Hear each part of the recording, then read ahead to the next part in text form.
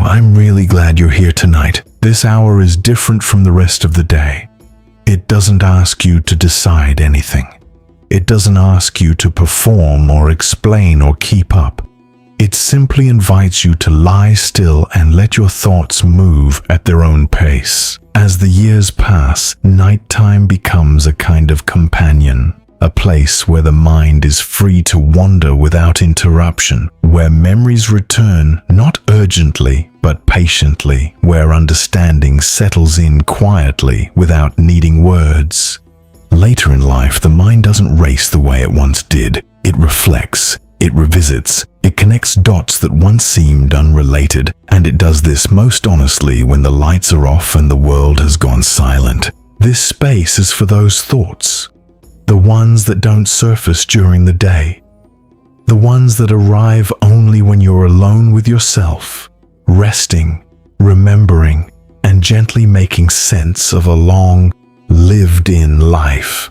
Tonight, we're writing letters, not on paper, not with ink, but with memory and breath and the quiet honesty that only comes at this hour. Letters to the younger versions of yourself, the ones who didn't know what you know now, the ones who were doing their best with what they had, the ones who were frightened or hopeful or reckless or heartbroken or achingly certain about things that would later turn out to be completely wrong. They're still in you, those younger selves. Every version of who you've been still lives somewhere inside the person lying here right now. And tonight, under these covers, in this stillness, you have the chance to speak to them, to say the things you couldn't say then, to offer the understanding you've spent decades earning. So take a slow breath, let your body soften into the bed, and allow this night to meet you where you are. Before we begin, if this kind of honest, gentle reflection speaks to you, take a moment to like this video and subscribe to the channel. And down in the comments, tell me where you're listening from and what time it is where you are right now. There's something comforting about knowing we're all here together, scattered across time zones, but united in these late hours when the world finally grows still. So settle in, adjust your pillows, find a comfortable position, and know that for the next hour, you're not alone in whatever wisdom you're carrying, whatever understanding you've earned, whatever truths rise to the surface when the lights go out. Let's begin. Close your eyes for a moment and travel backward, not with urgency, not with regret, just with the gentle curiosity of someone who has lived long enough to look back without flinching, or at least without flinching as much as you once did. There's a child somewhere in your memory, small, earnest, full of a specific kind of feeling that you haven't thought about in years. A feeling that had no name then, a feeling you could only live through rather than understand. That child is you, and tonight you're going to write them a letter. Dear younger self, the one who was 7 or 8, or perhaps 9. You were so small. You don't remember this clearly because childhood blurs at the edges, but you were genuinely, physically small in a world that was built for people much larger than you. Doorknobs were almost too high. Countertops came up to your chin. Adults moved through space with a confidence that seemed impossible to imagine ever having yourself. And you watched them. You watched everyone. You were a watcher even then. You noticed things that no one thought you noticed. The tension in a room before anyone spoke. The way a smile didn't quite reach someone's eyes. The particular silence that meant something was wrong, even when everyone insisted everything was fine. You picked up on all of it with an accuracy that surprised even you sometimes, though you had no language for what you were sensing. You were perceptive, more perceptive than most adults realized, and because no one acknowledged what you were picking up on, you learned to carry your observations quietly, internally. You became skilled at knowing things and not saying them, at understanding more than you were supposed to understand. This was the beginning of a pattern that would follow you for decades. What I want to tell you, small one, is this. What you felt in those rooms was real. Your instincts were correct. The things you sensed but couldn't name were genuine. You weren't imagining tension that wasn't there. You weren't being oversensitive. You were simply reading the room with accuracy that most adults would envy. Trust those instincts. They're one of the most valuable things you carry. But also know this, not everything you sensed as a child was yours to carry. Some of what you felt in those rooms belonged to the adults in them. Their anxiety, their unresolved arguments, their private fears about money or marriage or meaning. You absorbed all of it like a sponge, and you've been wringing yourself out ever since. You were not responsible for fixing what was broken in the rooms you grew up in. You were a child. Your only job was to grow, to learn, to be curious and messy and imperfect and alive. You did that job beautifully, even when it didn't feel that way. And I want you to know something else. The world felt very large to you then, impossibly large, full of rules you couldn't quite decipher, expectations you couldn't quite meet, and a future so distant it seemed to belong to a different person entirely. You couldn't imagine being the age you are now. You couldn't imagine knowing what you know. You couldn't imagine surviving everything that was coming. But you did. You survived it all. Every single thing that felt too large, too frightening, too confusing. You grew into the size of your life. Rest now, small one. You did well. You really did. You shift a little beneath the covers. The pillow is soft against your cheek. The room is quiet. Let that child rest. They've been carried long enough. Now travel forward a little, to a different version of yourself. One that feels closer to the surface somehow. One that still has a sharp edge to them, even in memory. Dear younger self. The one who was 13, 14, 15. Oh, there you are. You're uncomfortable in your own skin. You have been for what feels like forever. Your body is doing things without your permission, and your mind is doing the same, and the gap between who you are on the inside and who you feel able to show on the outside has never been wider. You care so much about what people think of you. So much that it sometimes takes your breath away. You would never admit this. You'd say you don't care, that you're above it, that other people's opinions mean nothing to you. But that's not true, and somewhere in the privacy of your own chest you know it isn't true. You care desperately. You want to belong. You want to be liked. You want someone to look at you and see exactly who you are and still choose to stay. This is one of the most human desires that exists, and you have it in abundance, and you've spent enormous energy pretending otherwise. Here's what I want to tell you about those years. The social hierarchies that feel so permanent right now are not permanent. The group that seems to hold all the power, the people whose approval feels essential to your survival, the dynamics that determine whether you have a good day or a terrible one, they are temporary. They will dissolve almost completely within a few years. The person who made you feel small in the hallway will become a distant memory. The rejection that felt unsurvivable will become a story you tell with detachment and sometimes even with a kind of relief. What feels like the entire world right now is actually a very small room, and you will leave it. But I don't want to dismiss what you're feeling either, because even though those years will pass, the feelings in them were real. The loneliness was real. The longing was real. The particular pain of being seen but not understood, of being surrounded by people but still feeling completely alone, that was real. It deserves acknowledgement, not dismissal. You were figuring out who you were in an environment that didn't always make that easy. You were trying to understand what you believed, what you valued, what kind of person you wanted to be, while simultaneously navigating friendships and family and a body and a world that all seemed to have their own urgent agendas. That's an enormous amount to carry at 14.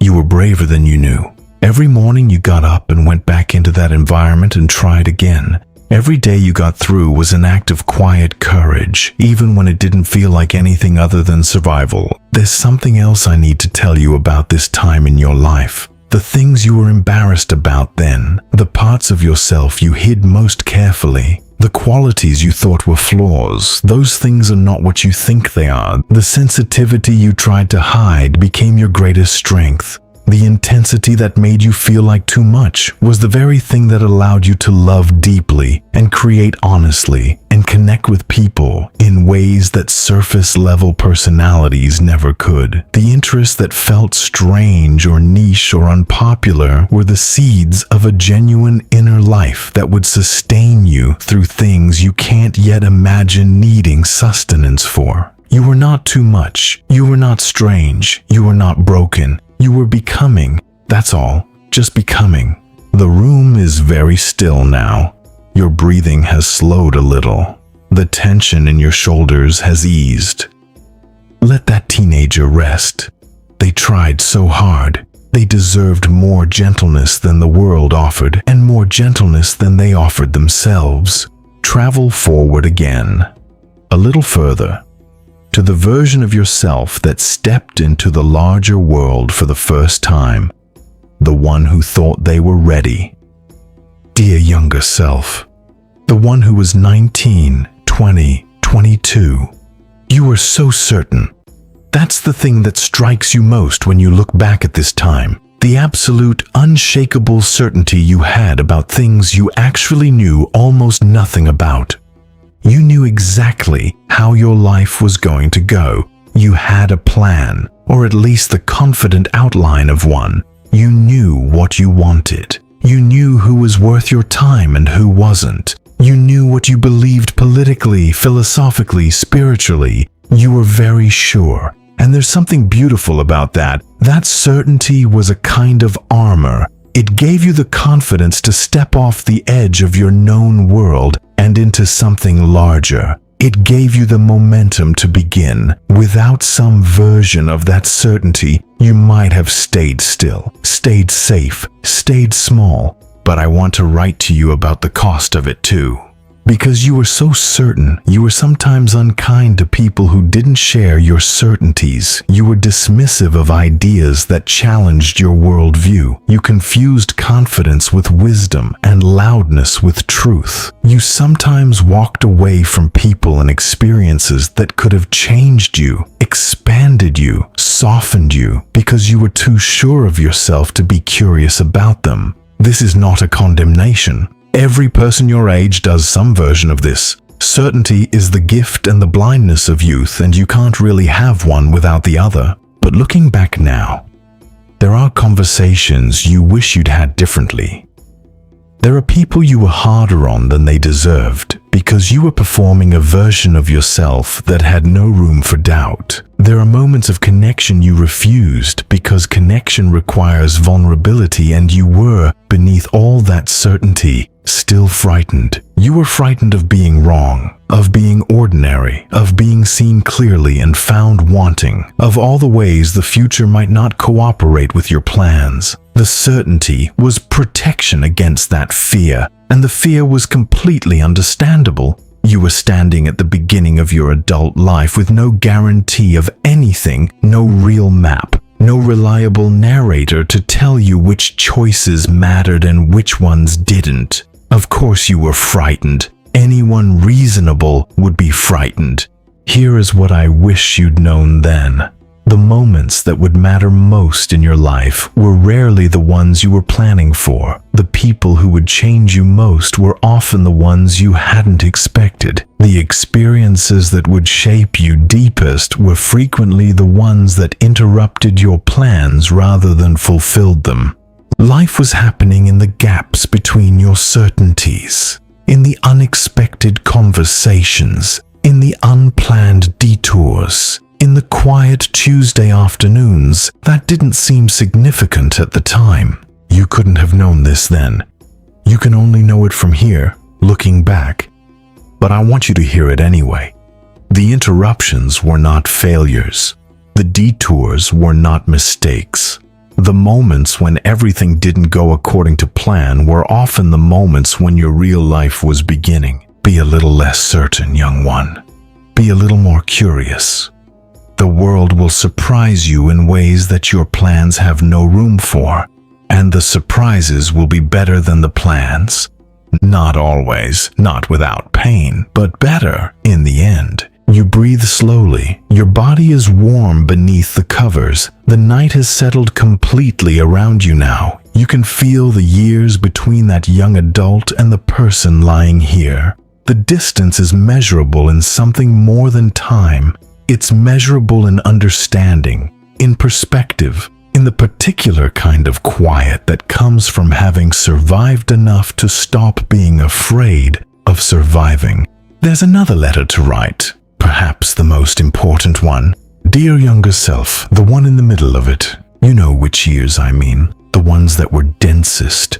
The ones where everything seemed to happen at once, where the stakes were highest, where the decisions you made felt permanent, and the consequences arrived quickly, and the margin for error seemed impossibly thin. Maybe you were in your 30s, maybe your 40s, maybe earlier or later.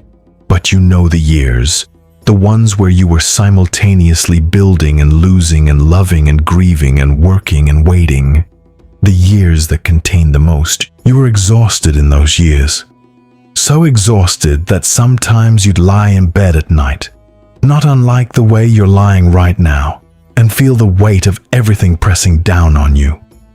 The responsibilities, the relationships, the expectations, the fear that you were somehow failing at all of it, even while you were clearly surviving all of it. You had moments of profound doubt in those years, not the abstract doubt of adolescence, not questions about identity or belonging, but the specific adult doubt that comes from being deep inside a life and wondering if you chose correctly, if you went left when you should have gone right, if the version of your life you were living was the best version available or just the one you'd stumbled into and hadn't been brave enough to leave. These doubts were exhausting too. They visited at 3 in the morning. They sat with you in traffic. They whispered while you watched other people's lives and wondered what you were missing, what they knew that you didn't, whether happiness was something they'd found or simply something they were better at performing. I want to write to you about those doubts. Specifically, I want to tell you what they actually were. They were not evidence that you chose wrong. They were evidence that you were awake, that you were taking your life seriously, that you cared enough about the one life you were given to interrogate it honestly rather than moving through it on autopilot. The people who never doubted themselves in those years were not doing better. They were paying less attention. Your doubt was a form of integrity. It kept you honest. It kept you asking whether you were being the person you meant to be, whether you were showing up the way you wanted to show up, whether your actions were aligned with your values, even when the answer was uncomfortable, even when the honest assessment was painful. This is worth something. This is worth a great deal.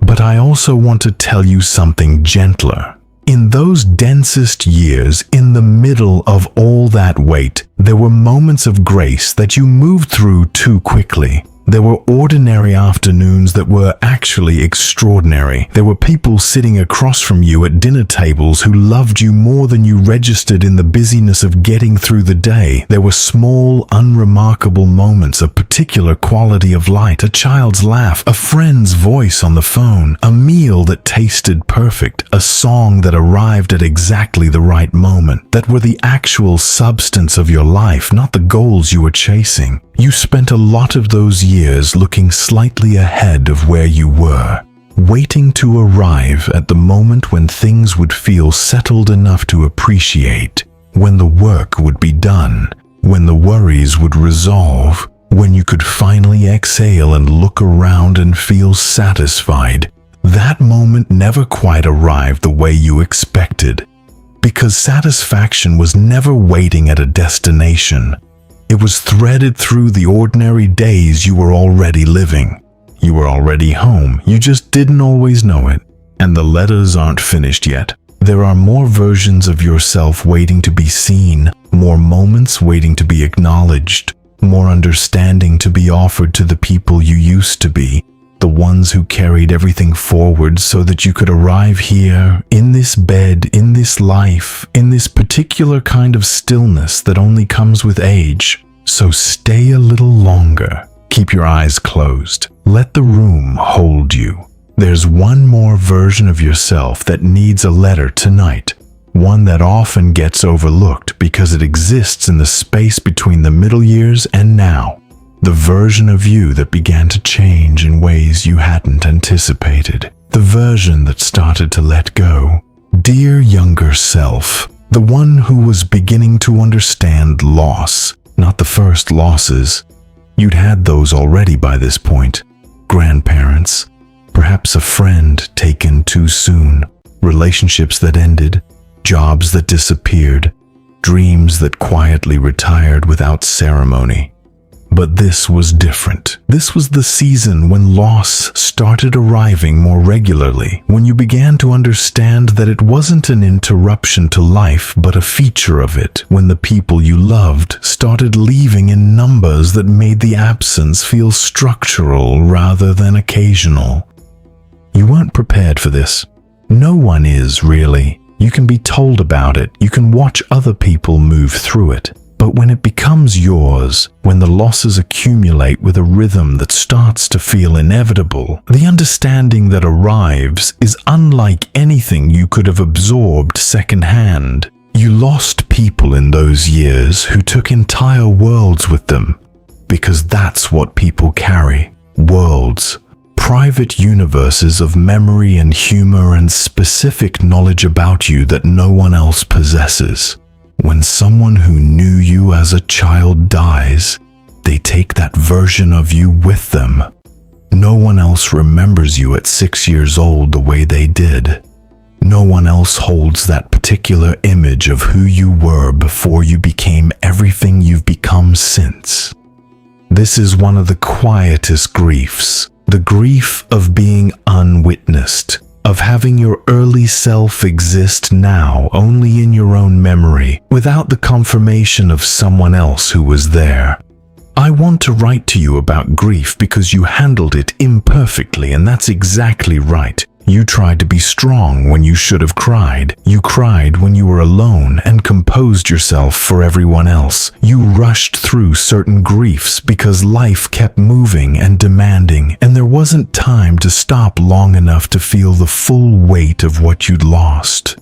You came back to some of those losses years later in quiet moments not unlike this one, and grieved them properly only then.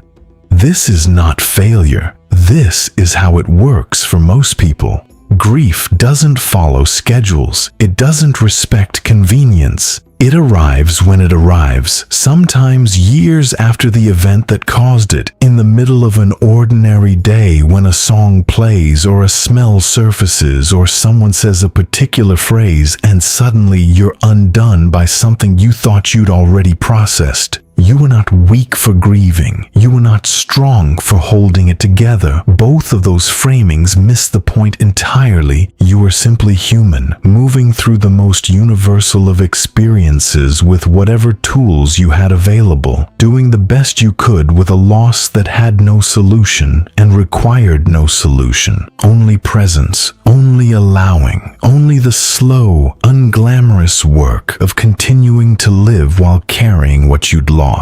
And here is what I want you to understand about all those people you've lost. They shaped you in ways that didn't disappear when they did. The way someone laughed changed how you hear laughter. The way someone loved you changed what you understand love to be. The way someone faced their own difficulties changed what you believed was possible when facing yours. They're not gone from you.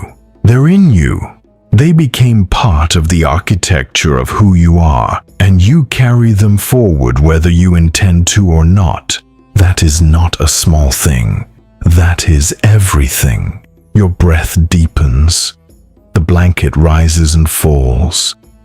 The night is very quiet now, the particular quiet of late hours when even the sounds outside have settled into stillness.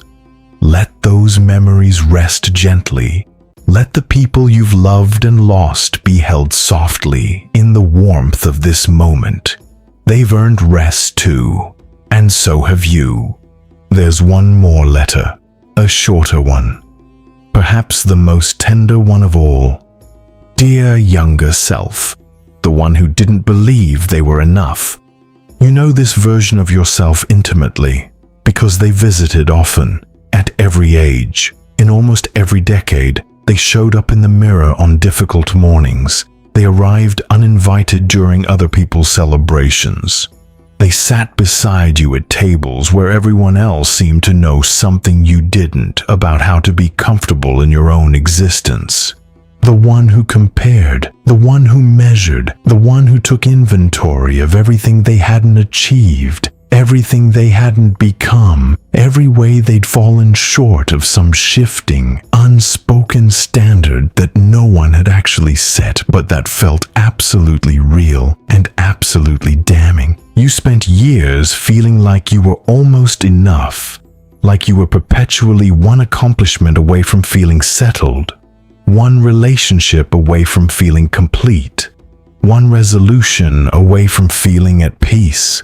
Always approaching but never quite arriving at the version of yourself you were trying to become. I want to tell you something about this that you couldn't have heard earlier because you weren't ready. You needed to live more of your life before these words could land properly. The standard you were measuring yourself against was invented, not by you exactly. It was assembled from pieces of other people's expectations, cultural messages about what a successful life should look like, comparisons to people whose insides you couldn't see from the outside. It was constructed gradually over years, from 1,000 small moments of being told, implicitly or explicitly, that you were not quite right as you were, that you needed improvement, that there was a better version of you available if you just tried hard enough. This standard was never neutral. It was never fair. It was never yours. And you spent decades chasing it anyway, because it felt real, because the discomfort of not meeting it felt real, because shame is one of the most convincing feelings there is, and you felt it often enough that you assumed it was telling you the truth. But shame is not a reliable narrator. Shame tells you stories about your fundamental inadequacy that have no basis in fact. It takes your mistakes and transforms them into evidence of your unworthiness. It takes your struggles and reframes them as proof that you don't deserve the things you want. It is loud and it is persuasive and it is almost always wrong. You were enough at 7, sensing things in rooms that no one else acknowledged. You were enough at 14, hiding the parts of yourself you thought were too much. You were enough at 20, certain and frightened and stepping forward anyway. You were enough in the middle years, exhausted and doubting and still showing up every single day for the people and the life you loved. You were enough through every version of yourself, through every mistake, through every stumble, through every moment when you looked in the mirror and couldn't quite see it. The enoughness was never something you needed to earn. It was the condition you started from. It was given to you at the beginning, and nothing that happened afterward took it away, even though there were times it felt like it had. You were always already enough. You feel the weight of those words settle over you like warmth, like something you've been waiting a long time to hear, said clearly, without condition or qualification. You were always already enough. Let that land, let it move through you, let it settle into the places that have been waiting for it. And now there's a different kind of letter to write, not to a younger self, but from one, because the letters don't only travel backward, they travel forward too. And somewhere in the span of everything you've lived, There was a younger version of you who had something to say to the person you would become, something they wanted you to remember, something they hoped you'd hold on to. Close your eyes a little more completely. Soften your jaw. Release the slight tension in your hands. Listen now. Dear older self, this letter is from the child you were. I want you to know that I always believed in you, even when things were hard, even when the adults around us seemed worried, even when the future felt impossible to imagine. I had a feeling about you, about us, about the life we were going to live. I didn't know the details. I couldn't picture the specific shape of it, but I felt something, a sense that we would make it through, that we would find our way, that the life waiting for us was worth the difficulty of getting there. I want to tell you something I couldn't have told anyone then. I was happiest in the simplest moments, not the big occasions, not the holidays or the celebrations or the anticipated events, but the ordinary Tuesday mornings, the sound of rain on a window, the particular smell of a season changing, the feeling of being small and quiet and part of something much larger than myself. Those moments were enough. They were more than enough. They were everything. I hope you still feel them. I hope the years haven't made you too busy or too distracted to notice a changing season. I hope you still find something in the small and ordinary that feels like enough, like home. I know the years have changed you. I know you've been through things I can't imagine from here. I know the world has asked things of you that a child couldn't foresee and wouldn't want to. But I hope, underneath all of it, you can still find me, the child who was capable of wonder without trying, who could spend an entire afternoon watching light move across a floor and feel completely satisfied, who believed, with simple and absolute certainty, that being alive was enough of a reason to be grateful. I'm still in there, still watching, still wondering, still finding the whole thing remarkable. Come back to me sometimes, in the quiet moments, in the early mornings, in nights like this one. I've missed you. There are tears in some of your memories, quiet ones, the kind that don't demand much, just acknowledgement, just a moment of recognition. That child is still in you. They always have been, and every version of yourself that came after that child, the teenager, the young adult, the one in the middle of everything, the one learning to let go, they're all still here too, all present, all part of the person lying in this bed right now. You are not just one thing. You are not just this age, this body, this particular accumulation of experiences. You are everything you've ever been, layered and compressed into the living, breathing person that pulled the covers up tonight and lay down in the darkness and allowed themselves to remember. That is a remarkable thing, a genuinely remarkable thing. And now the letters are nearly finished, but there is one final thing to say, not to a younger self, not from one, but simply, honestly, to you, the one who is here right now. To you, right now, tonight. You've been carrying your history for a long time.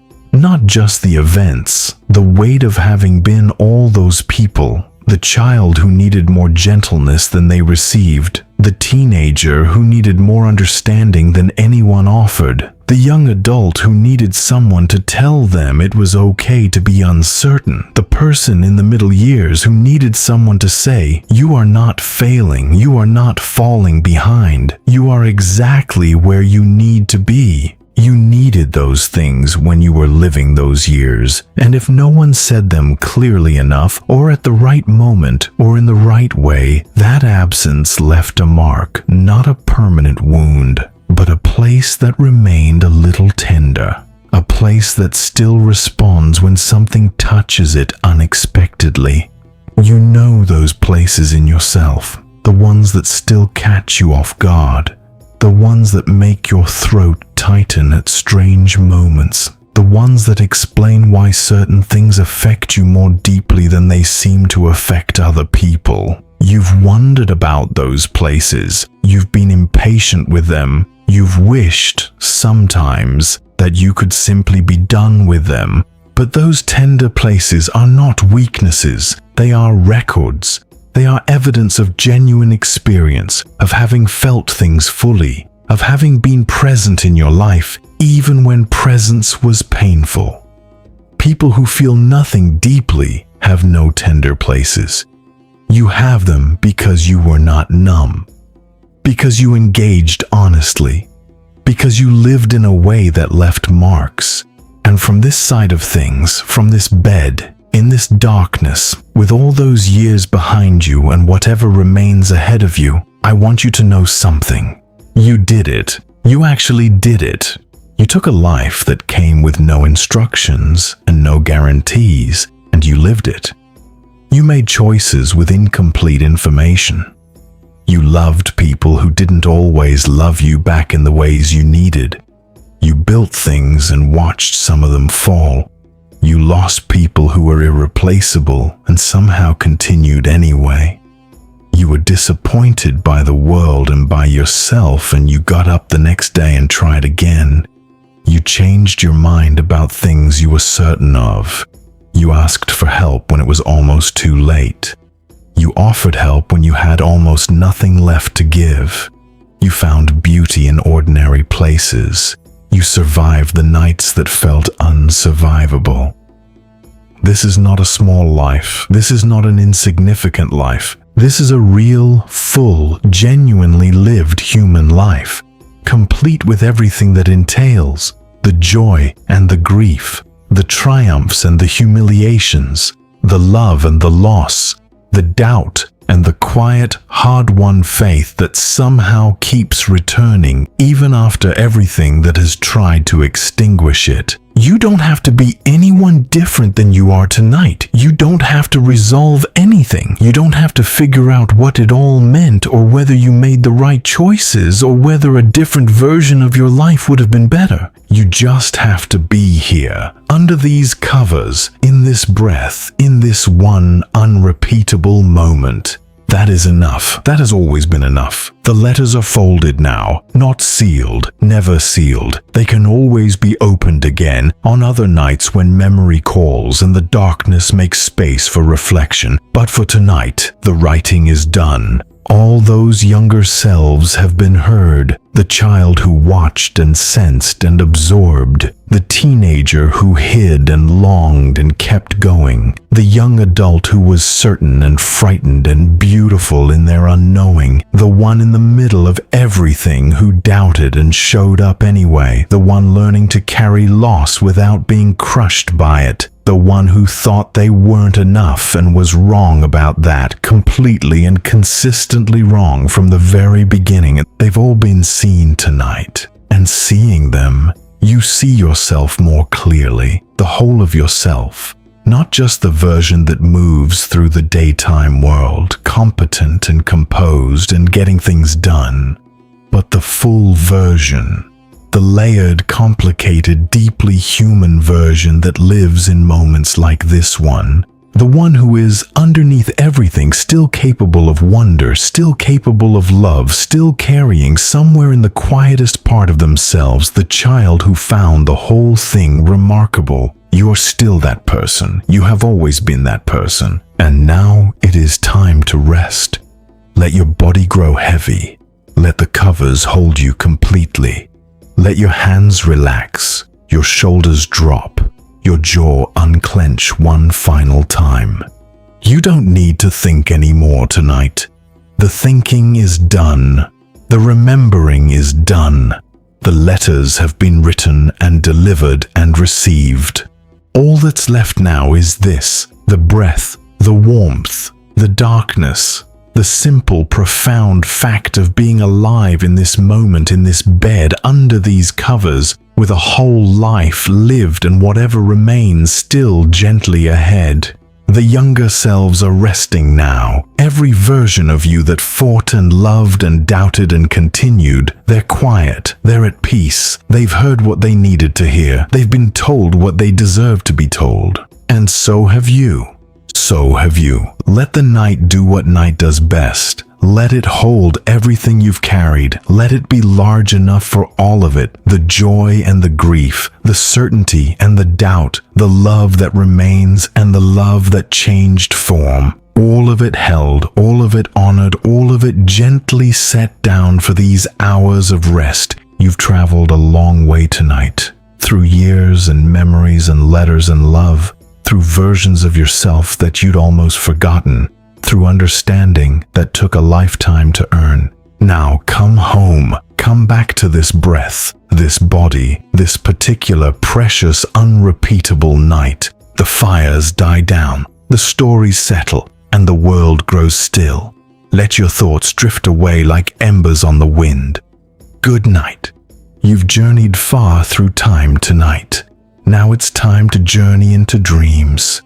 Close your eyes. Breathe and let sleep find you.